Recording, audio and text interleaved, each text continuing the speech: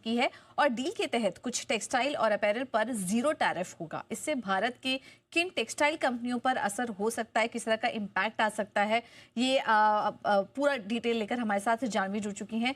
जानवी बताइए, ये जो खबर आ रही है कितना इम्पैक्ट पड़ सकता है भारतीय टेक्सटाइल कंपनियों पर?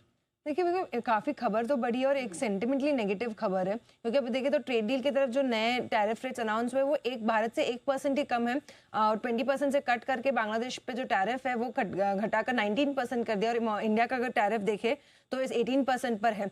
लेकिन अब इसमें अगर देखें तो जो एग्जेम्पशन निकल कर आ रहा है वो एक नेगेटिव खबर हो सकती है इंडियन कंपनीज के लिए, क्योंकि ये कहा जा रहा है कि यूएस में जो बने कॉटन और सिंथेटिक धागों का अगर इस्तेमाल करके बांग्लादेश अगर अपैरल और गारमेंट्स बना रहा है तो उनके एक्सपोर्ट पर यूएस में अगर देखें तो जीरो टैरिफ लगता हुआ दिखेगा। तो ये एक बहुत बड़ी खबर है, क्योंकि करीबन 80% जो एक्सपोर्ट रेवेन्यू है बांग्लादेश का वो एक्सपोर्ट से आता है और जिसमें यूएस का एक बहुत बड़ा हाथ है।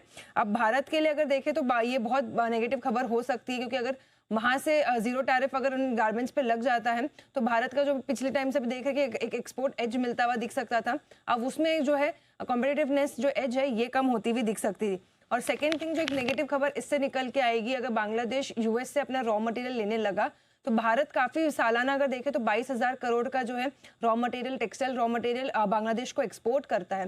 तो यहाँ पर भी अगर देखें तो गिरावट आती हुई दिख सकती है। इनफैक्ट अगर नंबर्स में देखें तो करीबन भारत 70% ऑफ बांग्लादेश जो यार्न यूज करता है वो भारत से जाता है, तो कहीं ना कहीं थोड़ा इम्पैक्ट वहाँ पे भी आता हुआ दिख सकता है। इसीलिए जो कंपनीज जिनका यूएस एक्सपोजर सबसे ज्यादा है उसके ऊपर हम देख रहे हैं कि आज भी प्रेशर दिख रहा है, चाहे वो इंडोकाउंट इंडस्ट्रीज हो। रेवेन्यू अगर देखें तो 70% रेवेन्यू यूएस से आता है। गोकुलदास एक्सपोर्ट 67% रेवेन्यू यूएस से आता हुआ यहाँ पर दिखता है। पर्ल ग्लोबल, वेल्सपन इंडिया, हिम्मत सेगा सीज, यहाँ पर भी अगर देखें तो इनके भी 60% से ज्यादा के जो रेवेन्यूज है ये यूएस से आते हैं। तो इन सब कंपनीज पर हम देख रहे हैं कुछ असर पड़ता हुआ दिख सकता है। बिल्कुल। तो ये है खबर आती हुई, अगर यूएस से एक्सपोर्ट करेंगे रॉ मटेरियल तो वहाँ जीरो टैरिफ लगे तो वो कुछ इम्पैक्ट यहाँ पर डाल सकता है, क्योंकि अगर रेसिप्रोकल टैरिफ हम देखें तो वो 20% से घटाकर 19% किया है। लेकिन अगर ऐसा कुछ होता है तो वैसे एक्सपोजर अच्छा खासा एक्सपोजर भी है, बट अब don't know how much cost of कितना बढ़ जाएगा, क्योंकि यूएस से सामान आना और बांग्लादेश कितना एक्सपोर्ट कॉस्ट अपना बढ़ा ले, सब चीजें थोड़ा फाइन प्रिंट देखना होगा कि बांग्लादेश एक्चुअल में यूएस से कितना एक्सपोर्ट करता है रॉ मटेरियल को। वैसे यहाँ पर ज्यादातर एक्सपोजर जो है वो इंडियन कंपनी का है,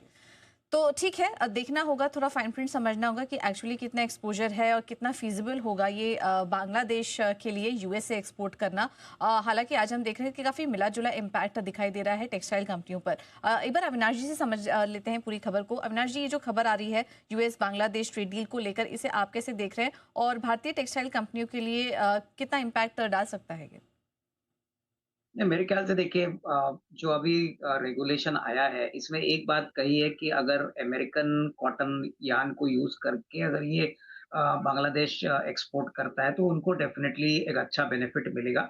लेकिन कितना वॉल्यूम बढ़ेगा और कितना रिक्वायरमेंट यूएस बांग्लादेश से सोर्स करेगा वो देखने वाली बात रहेगी। इंडियन कंपनीज के लिए मुझे लगता है कि मैदान अभी भी काफी बड़ा है। आई थिंक जो 18% की जो ड्यूटी है वो भी अगर हम लगाए तो मुझे लगता है कि overall market opportunity Indian companies के लिए काफी बड़ी है। देखिए, इमीडिएटली कहना मुश्किल है कि कितना इम्पैक्ट अर्निंग्स पे होगा, बट थोड़ा सा डेफिनेटली सेंटिमेंटली वीक डेवलपमेंट है, क्योंकि बांग्लादेश को थोड़ा सा ज्यादा कॉम्पिटिटिव एज मिलता है, बट इतना भी नहीं कि पूरी मार्केट को वो फ्लड करे। तो मुझे लगता है कि गोकुलदास एक्सपोर्ट्स की बात करें, अरविंद है, इसके बाद इंडो काउंट है, ये सारी जो कंपनीज है इनके रिलेशनशिप्स इनके यूएस कस्टमर्स के साथ काफी पहले वेल एस्टेब्लिश्ड है। तो मुझे नहीं लगता है कि प्योरली प्राइस के पॉइंट ऑफ व्यू से इनको कोई बिजनेस पे कटौती होगी। तो आई थिंक थोड़ा एक आध क्वार्टर वेट करना पड़ेगा, उसके बाद हमको थोड़ा सा अंदाजा आएगा कि इस रेगुलेशन का क्या इम्पैक्ट इंडियन कंपनीज पे आने वाला है। बट तब तक मेरे ख्याल से निवेशकों को ये सेक्टर पे पॉजिटिव रहना चाहिए।